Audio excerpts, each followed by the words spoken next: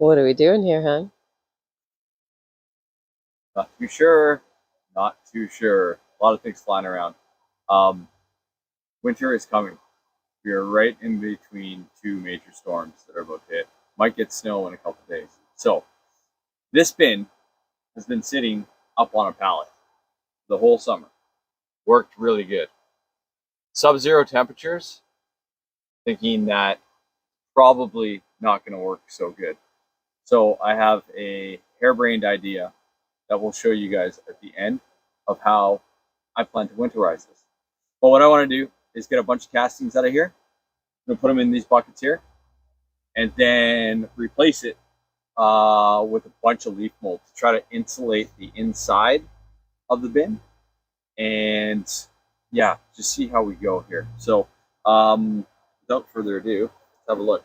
Now, I did not bring any food because my inkling is we do have food if they've eaten it all. My inkling is there's going to be tons of food left in here because the temperatures have really dropped.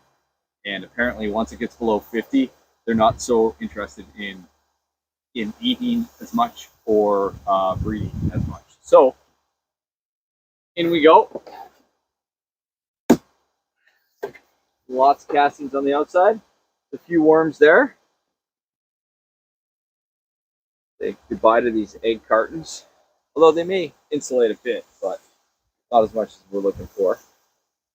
Okay. Hot worms are doing great. Well, yeah, smells good. Last time we fed, we just put leaf mold on this side, pure leaf mold. And they've done a great job of turning it to castings. That's amazing to me how fast that's turned, eh? It's crazy. Yeah. Crazy. And then this is the major feeding zone. So I'm expecting quite a tight, large worm ball in here. I'm going to try to take castings from this area here just to lighten up the bin a little bit and then put in a bunch of leaf mold. So without further ado, yeah, not tons of worms in this area, which is good.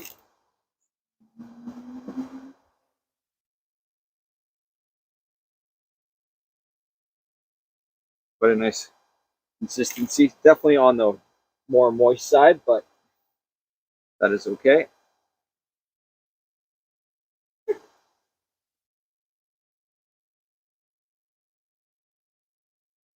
She hasn't barked all day.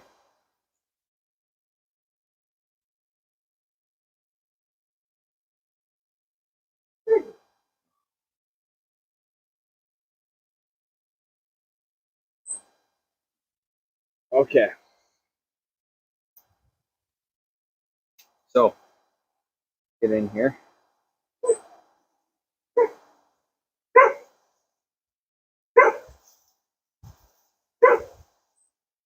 All day. Not a bark. We'll be right back. It's like 2080 that she doesn't bark at me. No. But anyway, it's cool. Okay, so we'll get in here and have a look. I really like the consistency of where I put the leaf mold. And there's, hard to see, but there's a ton of big worms over in it. So I'm excited.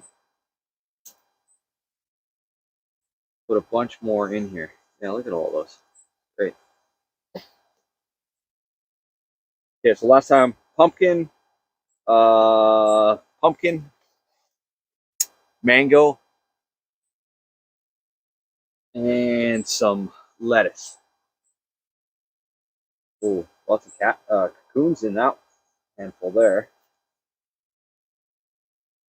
Okay, yeah. See, there's lots of food. That papaya hasn't even really been touched yet.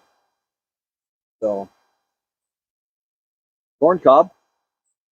They're liking that.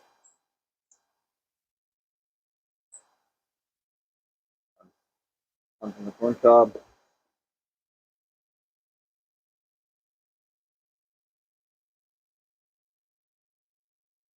I've been feeding under here so long that it's very, very moist. Tons of worms in there.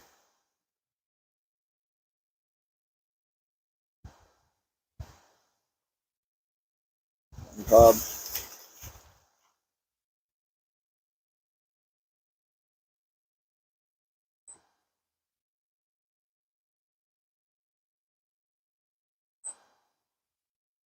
Right down to the bottom there. Bedding.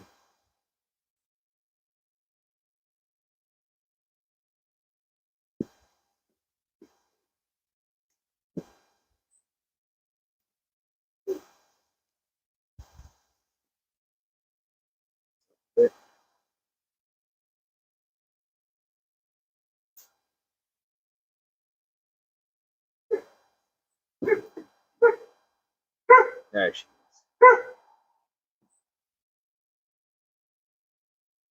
is.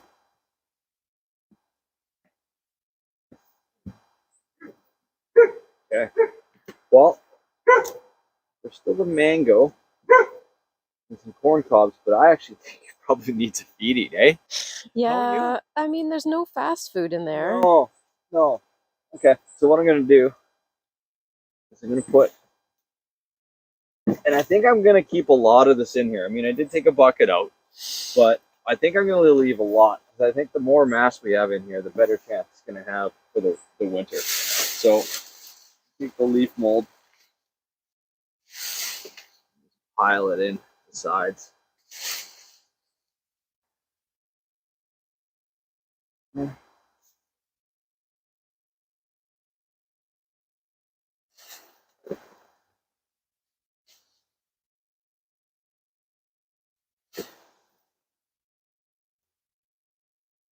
Okay. That and that. Okay, we're back. We're back. We're back. Okay, so Betty, just gonna go with leaf mold. Lots of it. And we got slow food, fast food, super fast food, strawberries, and then just a bunch of squash. A little bit frozen. And it's pretty cold. Okay. And then I'm going to top it with, I'll put some eggshells on there, I guess. Now, I asked earlier, Peggy, about how much eggshells is too many eggshells. So I'm wondering if any of you guys know. This is just warm chow, pulverized lentils. Why not? And the eggshells. So, if anyone has an idea, is that too much? We'd love to know. Cool. Seems like a lot. And then I'll just top it with cereal.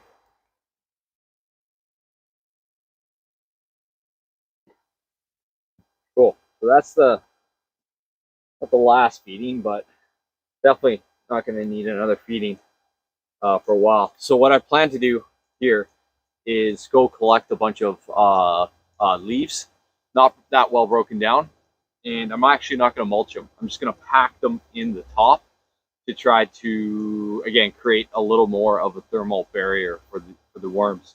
And then the last thing I'm going to do is we'll just take you over here, show you what we're going to do over here. So, okay, so this is the remnants of our wood chip pile here. And when I dug through here, there's a little tiny bit of steam coming off. So it was about 70 at the base of it. So what I did was I excavated out a bunch. I treated some of this with lactobacillus, which will hopefully help keep the wood chips to break down, which will, in theory, create heat. Okay, so what I'm going to do is I'm going to pile the wood chips back around. I'm going to pack the leaves in on the top. I'm going to get a rug, scrounge a rug from somewhere, put that over top, and then I'm going to put more leaves on top of that. And then that hopefully will be enough of a thermal barrier for the worms. Definitely for the cocoons. the cocoons would be fine in this in our zone, no problem. But be nice to keep a few worms alive through the winter. It'll definitely make it a bigger pain in the butt to come and check on them, and I'm not going to be doing it every week, that's for sure. But yeah, let me know what you guys think. It might work, it might not, but it'll be fun to try. So, and we got some sweet, sweet castings out of the deal. So there you go. Okay. Little collection, a 5-minute run. Oak, maple, beautiful maple leaf. Now these are pretty much bone dry too, so be interested to see how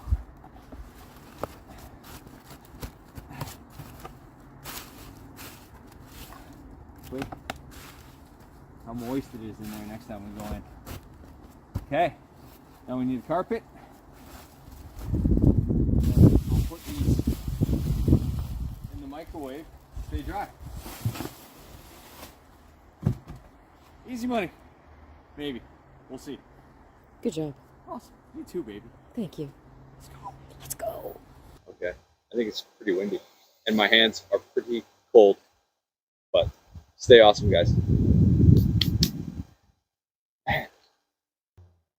Pack this full of leaves. Salvage a rug. Put a rug over top of that. And then put... There you go again. Okay, tell us what you're going to do again. What are you going to do again? Because that was all... That was crazy. Yeah. It was like a 1989 Datsun. Okay, let's go.